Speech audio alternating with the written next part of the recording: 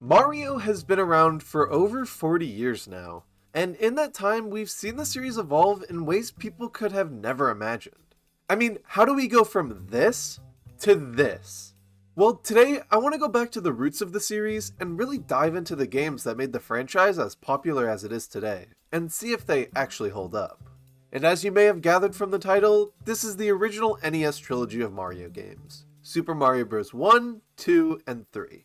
These games not only define the Mario series and introduced some of the most iconic characters in the franchise, they also established an entire genre of gaming, and to this day are still used as a jumping off point for a lot of video games.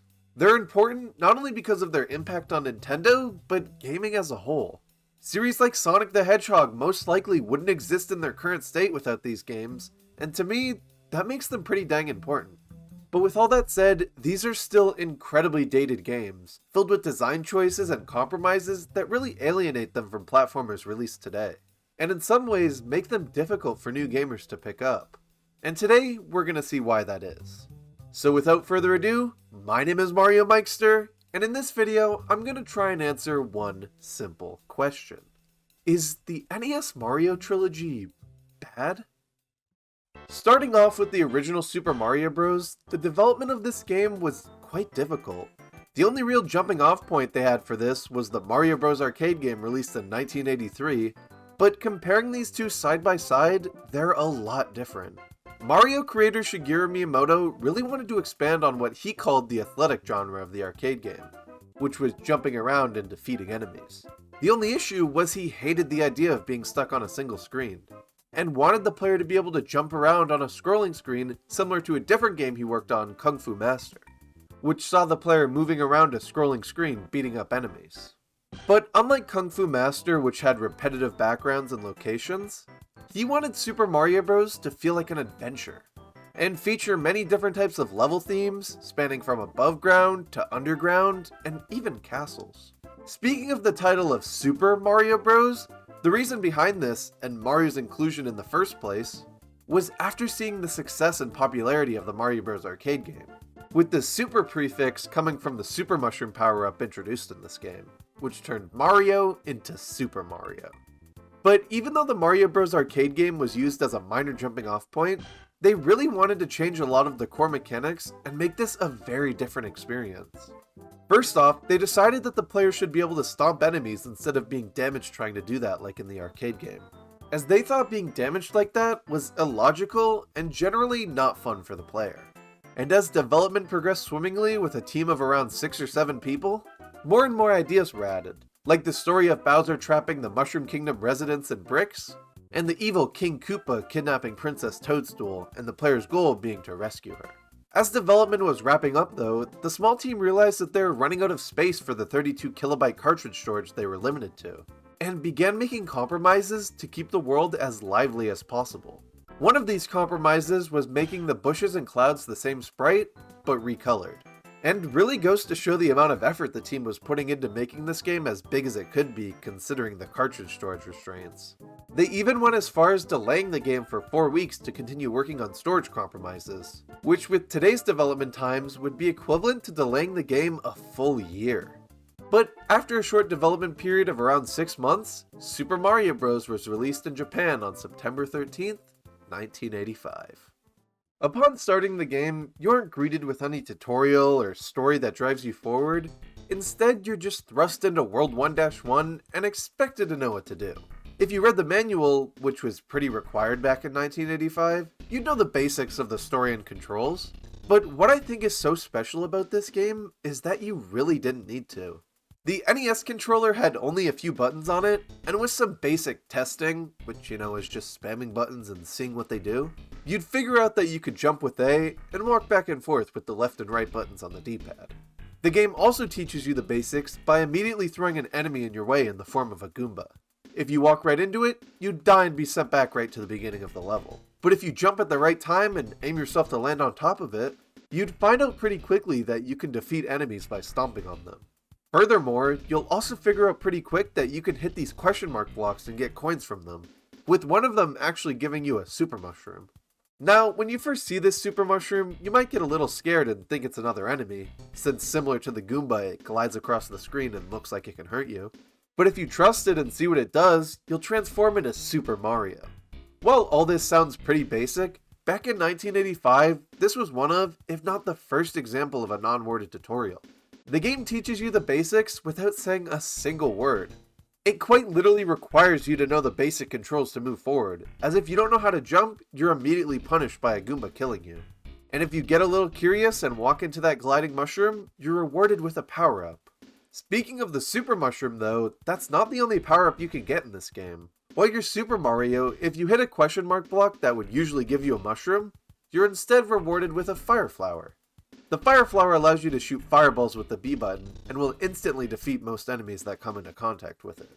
But unlike newer Mario games that have you revert to Super Mario if you get hit, here getting hit reverts you all the way back to Small Mario, giving the player only one extra hit if you have this power-up. Along with the Fire Flower though, you also have the Superstar, which is only found in specific Superstar question mark blocks or brick blocks. The Superstar allows Mario to defeat any enemy he comes into contact with, along with making him change colors rapidly. For the time, having any type of power-up in a video game like this felt super cool. I've talked to people who grew up playing this game, and to them, power-ups felt like a superpower that turns your character into some sort of god. Especially the Superstar, which literally makes you invincible. It's hard for people like me who've grown up with major improvements on this formula, like in any Mario game past this, to appreciate how cool this was at the time. But understanding this is key to learning why this game is so iconic and important. Another thing in this game that was pretty revolutionary for the time was the general movement Mario had. Although walking and running are pretty standard for any video game now, a platformer with momentum was practically unheard of at the time. In this game, Mario needs time to speed up. You don't just immediately get to top speed the second you hold the run button while walking. You actually have to build up a little bit of momentum beforehand. And this was incredible, considering any game that attempted this before Super Mario Bros. Struggled a ton with this idea, and generally felt super janky in comparison. This momentum allows players to plan out jumps and perform crazy platforming feats that otherwise would be impossible without a running start. And what's great is that the game doesn't require this kind of momentum until super late into the game, which at that point the player's expected to know at least the basics of running and jumping.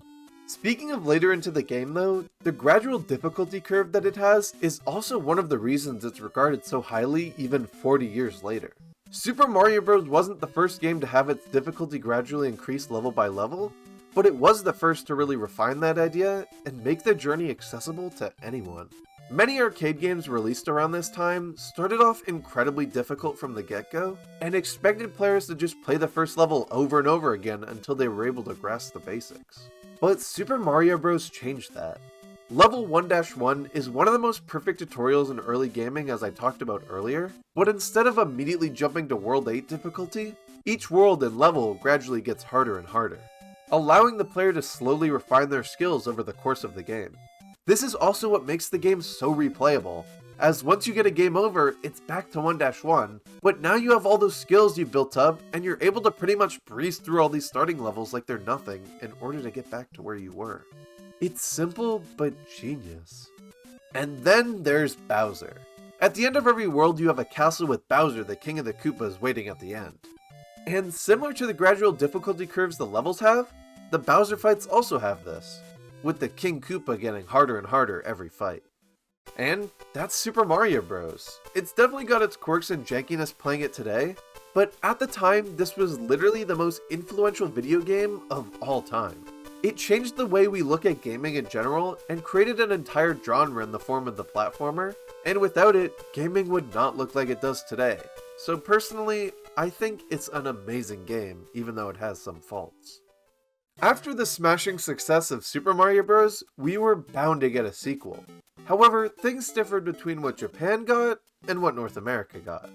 In Japan, you had the Lost Levels, a direct sequel to Super Mario Bros. That ramped up the difficulty a ton, completely ignoring the iconic difficulty curve from the first game and immediately throwing you into an unfair, troll-ridden mess of a sequel that was deemed way too difficult for North America. So, in an attempt to save face and release a sequel worthy of the title of Super Mario Bros. 2, Nintendo took a pre-existing game, Doki Doki Panic, and reskinned it into what we know today as Super Mario Bros. 2 USA. I'm definitely not the first person to tell you that Super Mario Bros. 2 is a reskin of a Japanese game, and unfortunately, I'll not be the last. Apart from also being a platformer, Super Mario Bros. 2 is a completely different game from its predecessor. Whereas the first introduced the new mechanic of being able to stomp on enemies, this one completely gets rid of that, and instead has you pick up and throw enemies for some reason. Along with that, power-ups have been completely reworked, with the mushroom now just allowing you to be hit a couple more times, and the fire flower being completely removed. The Superstar returns, but just like the mushroom is a reskin of a power-up from Doki Doki Panic. It's really hard to properly review this game as a sequel to Super Mario Bros. When it was never even meant to be that. On its own, Doki Doki Panic is an alright NES game, but as a Mario game, it's always been the black sheep of the series. One thing that I really like about this game though is the ability to play as 4 different characters: Mario, Luigi, Princess Peach, and Toad. Each character here plays in a different way, and being able to select them at the beginning of each level offers a constant different style of play and setup.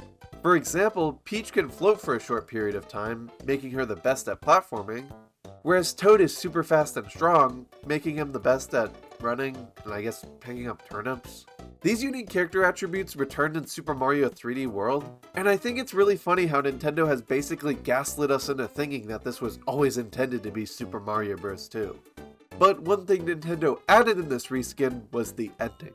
You see, after defeating this game's Bowser equivalent, Wart, you see that this game was in fact all a dream that Mario had one night.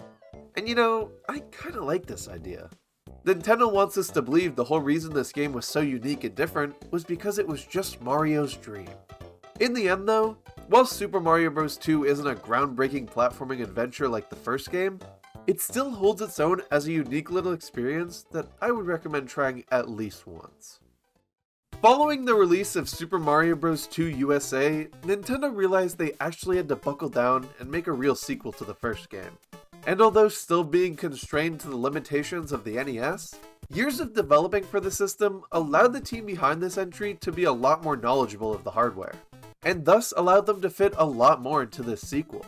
This led to the introduction of a bunch of new enemies. You had the Chain Chomp, which was inspired by a dog on a leash that lunged at Miyamoto when he was a child, but was pulled back by its leash. The Boo, which only moves towards you when you're not looking. And most notably, the Koopalings, Bowser's children that do most of his dirty work throughout the game. One of the coolest things about this game to me is the entire thing is meant to be a play, which is evident by the bolted platforms in some of this game's levels. I really miss when Mario games would do cool stuff like this, like how Mario Sunshine is meant to be a TV show and stuff. In my opinion, Super Mario Bros. 3 is an improvement on Super Mario Bros. 1 in almost every way. Not only are the levels a lot more interesting, and there's just a ton more of them, the game is just so much more fun to play than the first. Which makes sense because Miyamoto's core philosophy when working on this game was to make it as fun as possible. I think the biggest improvement here though is the controls. Whereas for the time Mario 1 was a masterclass in platforming, going back to it today, it can feel super stiff and janky. Mario 3 to this day though, still feels incredibly tight and satisfying to control. The introduction of the P-Speed meter as well makes it feel amazing to run at high speeds, and leads to this game being a ton of fun to speedrun.